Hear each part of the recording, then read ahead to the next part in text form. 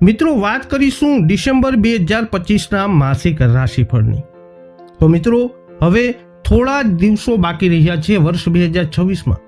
એક મહિનો દિવસ જે અંતિમ મહિનો રહ્યો છે ડિસેમ્બરનો મહિનો, એ તમારા માટે કેવો રહેશે એ વૈદિક જ્યોતિષશાસ્ત્ર અનુસાર અમે જણાવવાના છીએ। આ વિડીયોમાં આપણે ચર્ચા કરીશું કુંભ તથા મીન રાશિના જાતકોની। તો નમસ્કાર મિત્રો, અંબા એસ્ટ્રોલોજી ગુજરાતી ચેનલમાં મિત્રો આપ બધાનું ખૂબ ખૂબ હાર્દિક સ્વાગત છે। મિત્રો, જ્યોતિષને લગતા સમાધાન માટે, મૂંઝવતા પ્રશ્નો માટે તમે અમારો સંપર્ક અવશ્યથી કરી શકો છો। અમારી ચેનલને અવશ્ય આપ સબસ્ક્રાઇબ કરી લેજો। રાશિફળ જાણીએ એ પહેલા જાણી લઈએ આ મહિનાનું ગ્રહ ગોચર। તો આ મહિને સૂર્ય 16 ડિસેમ્બરથી ધન રાશિમાં ગોચર કરશે, તો 26 નવેમ્બરથી શુક્ર વૃશ્ચિક રાશિમાં ગોચર કરશે। આ મહિને બુધ 6 ડિસેમ્બરથી વૃશ્ચિક રાશિમાં ગોચર કરવાના છે, મંગળ 7 ડિસેમ્બરથી ધન રાશિમાં ગોચર કરવાના છે। તો આ પ્રમાણેનું ગ્રહ ગોચર જીવનના વિભિન્ન ક્ષેત્રો માટે કેવું રહેશે, વૈદિક જ્યોતિષ શાસ્ત્ર અનુસાર તમારા માટે કેવી સ્થિતિનું નિર્માણ થઈ શકે છે આ મહિનામાં, એ બધું વિગતવાર આવો જાણીએ। શરૂઆત કરીશું આપણે આ વિડીયોમાં જેમના નામના અક્ષરો હોય છે ગ, શ, શ, શ, કુંભ રાશિના જાતકોની। શરૂઆત કરી આરોગ્યથી। આ મહિને ગ્રહોના સંયોજનમાં તમારા સ્વાસ્થ્ય માટે ઘણું બધું પ્રોત્સાહજનક છે। અસ્વસ્થતા જેવા ક્રોનિક રોગો અને પેટ ફૂલવું અને વધુ પડતી પવન જેવી પાચન તંત્રની ફરિયાદો, એમાં પણ ઘણી રાહત મળશે। આવી મુશ્કેલીઓમાંથી નોંધપાત્ર રાહત મળતી દેખાઈ રહી છે। કબજિયાત થવાની વૃત્તિ આ મહિને થઈ શકે છે, જેનાથી બચવું જોઈએ, પરંતુ સમય અનુકૂળ હોવાથી આહાર નિયંત્રણ જેવા સરળ પગલાં ખૂબ જ અસરકારક સાબિત થશે। આ સમયગાળો ખૂબ મદદરૂપ થશે, જે દરમિયાન કોઈ ગંભીર સ્વાસ્થ્ય સમસ્યાઓનો સંકેત મળતા નથી। હવે વાત કરીએ નાણાકીય સ્થિતિની। તમારા નાણાકીય ભવિષ્યની દ્રષ્ટિએ ગ્રહો તરફથી શુભ સંકેતો ખૂબ જ શુભ છે। એવી સ્પષ્ટ શક્યતા છે કે તમારામાંથી કેટલાકને કોઈ વૃદ્ધ સજ્જન દ્વારા કરવામાં આવેલા ઉપકારથી ઘણો ફાયદો થાય। આ તમારા માટે વરદાન સાબિત થઈ શકે છે। વધુમાં તમારામાંથી કેટલાકની પાસે તમારા જુનિયરો અથવા કર્મચારીઓ સાથે એવી રીતે વ્યવહાર કરવાની રીત હશે કે જેનાથી તમે તેમની સેવાઓનો મહત્તમ લાભ મેળવી શકો। આનાથી તમે આર્થિક રીતે ઘણો ફાયદો મેળવી શકો છો। રોકાણ કરવા અને કોઈ પણ નવા પ્રોજેક્ટ શરૂ કરવા માટે વાતાવરણ પણ અનુકૂળ રહેશે। આવી કોઈ પણ યોજનાઓને હિંમતભેર અમલમાં મૂકવી જોઈએ। હવે વાત કરીએ કુંભ રાશિના જાતકો કારકિર્દી અને વ્યવસાયની।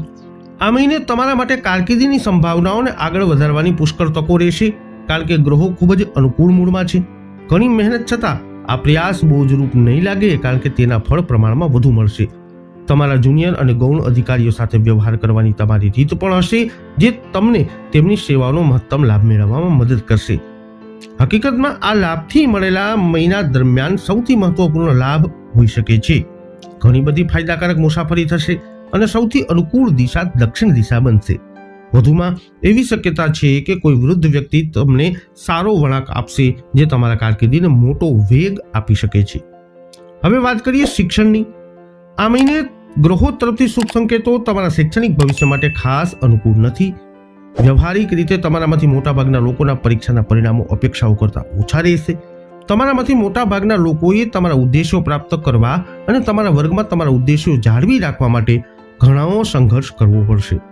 તો પણ આ મુશ્કેલ બની શકે છે, પરંતુ જે લોકો મુશ્કેલીનો સામનો કરીને દ્રઢ રહે છે તેમના માટે હંમેશા આશા રહે છે।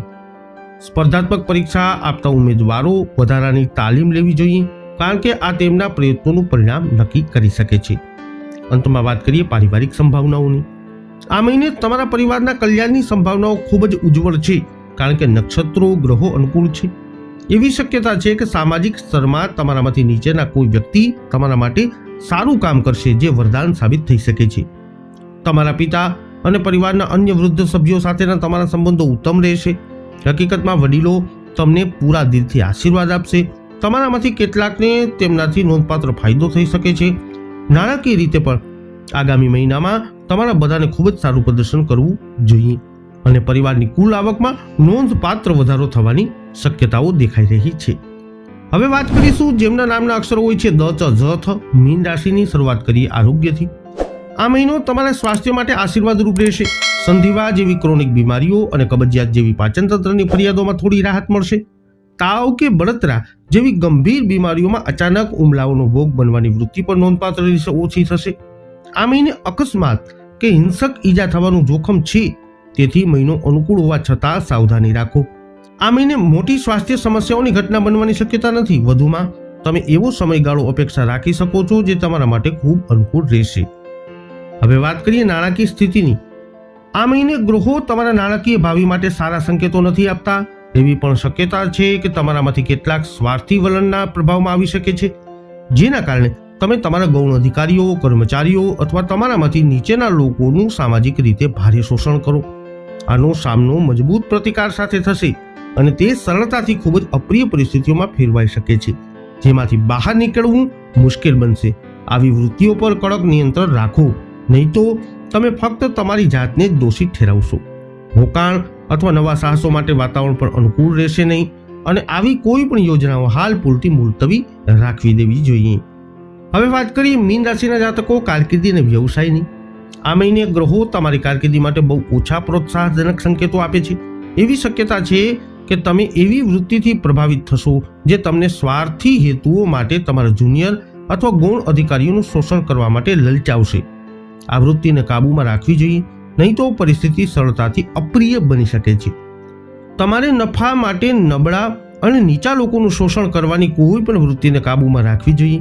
આ એક એવી માનસિકતા છે જેનાથી મુક્ત થવા માટે તમારે પ્રયત્ન કરવો જોઈએ. ઘણી મહેનત કરવી પડશે, પરંતુ તેનો ફળ પણ યોગ્ય નહીં મળે. મુસાફરી પણ કોઈ લાભ લાવશે નહીં, જો કે પૂર્વ તરફની યાત્રા થોડો ફાયદો લાવી શકે છે. હવે વાત કરીએ મીન રાશિના વિદ્યાર્થીઓની.